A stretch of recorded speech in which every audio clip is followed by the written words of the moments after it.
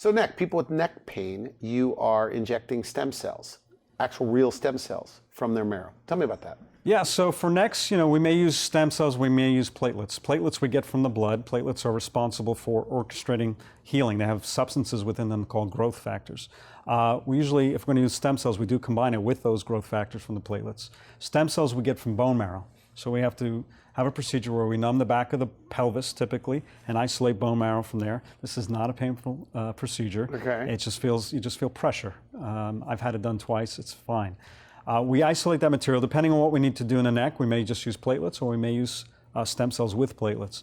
But either way, once we're ready to do the procedure, that material goes to the laboratory, gets concentrated, becomes a liquid that I then use for a procedure. The patients in our procedure suite, they're all sterile under image guidance using live X-ray or possibly live ultrasound. We get the needle, kind of numb the skin, numb the area. It doesn't hurt. This procedure No, doesn't hurt. we can find ways to make this comfortable for the patient. Okay. We're going to use anesthetic of different kinds.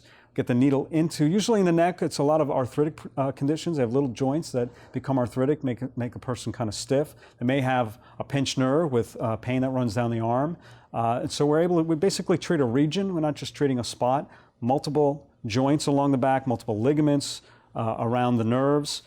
People do really well. I've had my neck actually treated, and people can do extremely well with that. Now, people look, and I've had surgeons on the show, and they've had their neck fused, Yeah. and they seem to be stiff Right. forever, like they're limited on movement.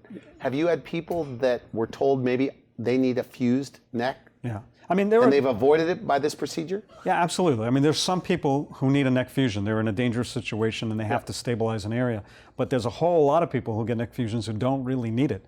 They have some maybe instability, they have some pressure on the nerve, but we can treat that. We can treat that a lot of the time, so it's not necessary. We'll make an assessment. We'll evaluate the MRI, evaluate the patient, and we'll give them honest advice about what their best choice is. Can you look at imaging? I mean, you've been doing this a long time, Yeah. right? Can you look at an image and say, oh man, this is going to be good? Like, Yeah, this most of the should time. treat really Right. well. So most of the time when I'm looking at an image in that situation, I'm trying to decide whether I think they need to have a surgery or not. Okay. But the vast majority of the time they don't. If there's something that's pressing on their spinal cord and there's some swelling in the spinal cord, that's not something we're going to treat. But if it's just anything less than that, yeah, we can treat that and we can get people better.